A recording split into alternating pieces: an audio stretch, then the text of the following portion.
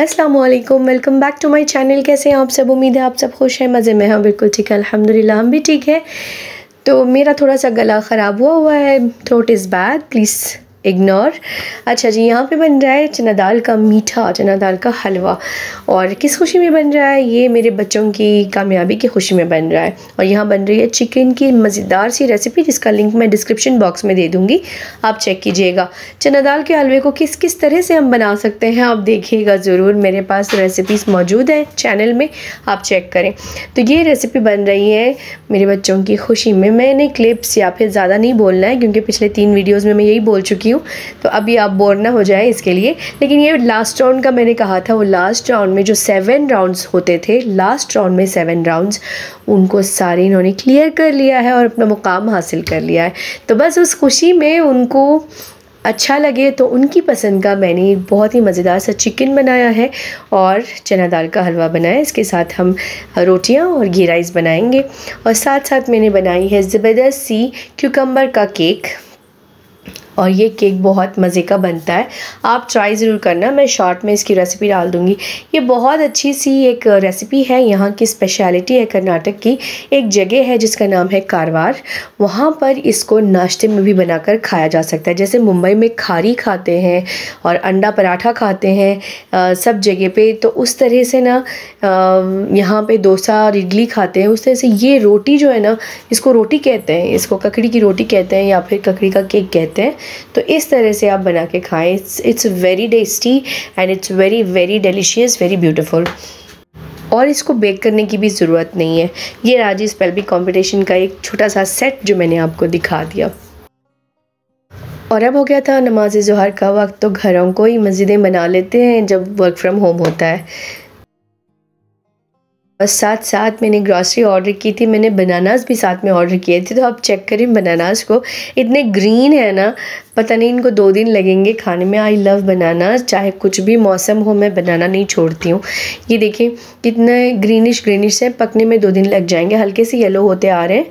But then ये organic है, इससे पता चलता है। इसको इंजेक्शन दे के पकाया नहीं गया है, राइप नहीं किया गया है। और यस, ये ऑर्गेनिक से हैं। तो मैं बस आपको दिखा रही हूँ इनका लुक के कैसे हैं।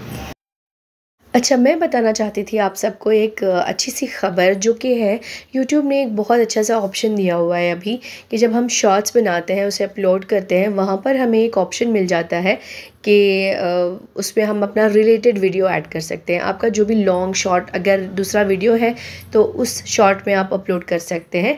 जब आप टैग्स अपलोड करते हैं, टैग्स वगैरह लिखने के लिए जाते हैं, वहाँ पर वो ऑप्शन होता है, आप ज़रूर चेक करें। ये देखिए मैंने बच्चों का टाइम टेबल बना लिया है, और यहाँ पर जो है ये डेली ये करते हैं, बट उनको ये फॉलो करना ज़रूरी होता है बच्चों में एक डिसिप्लिन लाने के लिए घर पे। तो मैंने यहाँ पे टाइम टेबल लिखा है। बच्चे आते हैं, घर आने तक उनको 3:10 3:15 हो जाते हैं। तो 3:40 जो है मैंने अप्रॉक्सीमेट जो टाइम है एक बफ़र रख के मैंने दिया हुआ है। तो आते ही जो मुंह हाथ पैर धोएंगे, फ्रेश होंगे, 3:10 3:15 को आएंगे, फिर फ्रेश होंगे वो, उसके बाद जो है उनका अपना होमवर्क करेंगे। कुछ भी स्नैक्स खाना हो वो खा लेंगे, फिर बाद में जो है वो अपना होमवर्क करेंगे। होमवर्क करने पे टाइम डिपेंड करता है कि कितना है, तो मैंने उसके लिए भी बफ़र रख दिया और 4:30 का मैंने टाइम लगा दिया है। और उसके बाद उनका प्ले टाइम होगा, और कुछ भी उनको मंच करना हो, खाना हो या फिर नहीं खाना हो या फिर खेलना हो, तो आराम से वो कुछ भी घर पे खेल सकते हैं। जैसे उनके टॉयज़ हो गए, उनकी ड्राइंग्स हो गई, उनका क्रिकेट हो गया, मतलब घर पे जितना भी वो खेल सकते हैं खेल लेंगे। या फिर मैं उन्हें ऊपर टेरेस पे ले जाऊंगी, थोड़ी बहुत धूप रहती है तो विटामिन्स भी मिल जाएंगे और खेल का खेल भी हो जाएगा। देन अगेन जो है वो 5 o'clock को असर की नमाज़ होगी, तो असर सलाह का टाइम मैंने दिया हुआ है। और यहाँ पे जो है ये एरेज हो गया है, 5:30 है यहाँ पे। तो ये जो है ये कुरान का टाइम है, कुरान रेसिटेशन है उनका, मतलब जो कुरान पढ़ना होता है वो टाइम मैंने 5:30 को दिया हुआ है। 5 से जो नमाज दुआ वगैरह होगी तो इतने में होगी। फिर वज़ू करके आएंगे, जाके नमाज़ पढ़ने के बाद या फिर नमाज से पहले भी वज़ू किया होगा, तो फिर भी एक बार जो है उनको वॉशरूम वगैरह जाना हो तो फिर से वज़ू करना हो, तो 5:30 मैंने कुरान का टाइम दिया है, तो यहाँ पे कुरान शरीफ वो पढ़ लेंगे। फिर 6 o'clock का टाइम है 5:30 से जो है 6 o'clock तक उनका कुरान पाक शुरू होगा।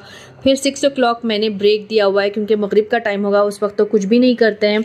तो ब्रेक उस वक्त बच्चे खामोशी से बाहर थोड़ी देर रुक जाते हैं बालकनी में, या फिर खामोशी से बैठ सकते हैं।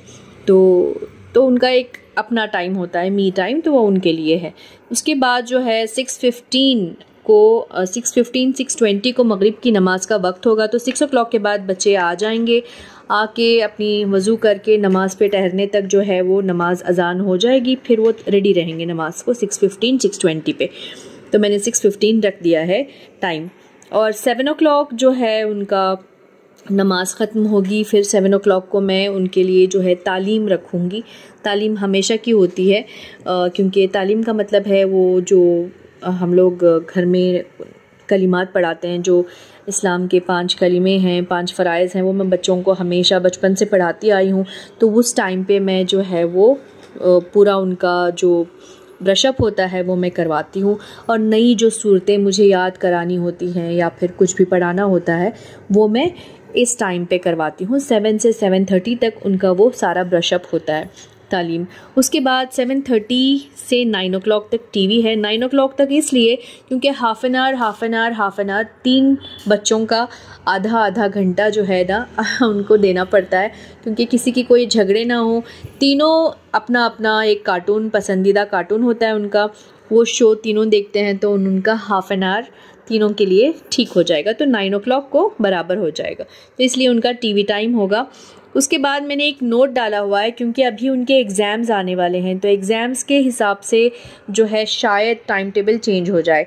तो अभी फ़िलहाल के लिए ये इनका टाइम टेबल है। रमज़ान जब शुरू होने वाला है, एग्ज़ाम्स शुरू होने वाले हैं, तो शायद इंशाल्लाह टाइम टेबल चेंज होगा। तो अभी के लिए फ़िलहाल 25 तारीख़ जो कि रमज़ान शब बारात है उस वक्त तक मैं यही रखूँगी। उसके बाद भी शायद यही होगा, क्योंकि एग्ज़ाम्स जब होंगे तब मैं चेंज कर लूँगी। तो ये देखें जी, ये बड़ा ही अच्छा सा ये मिला हुआ है हमें। ये जो इसका मार्कर है इससे लिखना है, और इसी में ये इरेज़र भी आती है। तो ये मैग्नेट लगा हुआ है पीछे, इसमें इरेज़र है, इससे ही हम इरेज़ कर सकते हैं।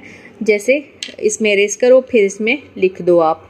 तो बहुत अच्छा है ये, मुझे तो बहुत अच्छा लगा। आप लोगों को कैसा लगा आप बताएं।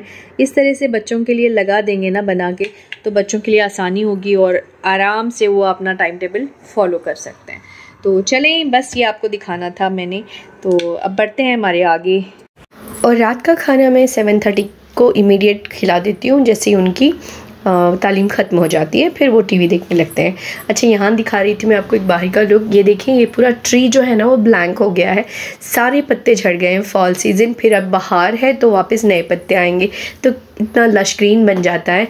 मैं वही देखकर हैरान होती हूँ कि सारी मतलब कुदरत देखें कैसी है कि सब कुछ निकल जाता है, फिर वापस से इस तरह से ख़िज़ा आने के बाद बाहर आ जाती है। सारी बिल्डिंग नज़र आ रही है इसके बीच से, तो पूरा वो हो गया है। और नेक्स्ट डे हम लोग आ गए थे जी बाहर बच्चों की फरमाइश पे खाना खिलाने के लिए। उनको उनकी एक छोटी सी फरमाइश थी, तो खुशी का भी मौका था, तो हम लोग बच्चों को लेकर बाहर आ गए थे।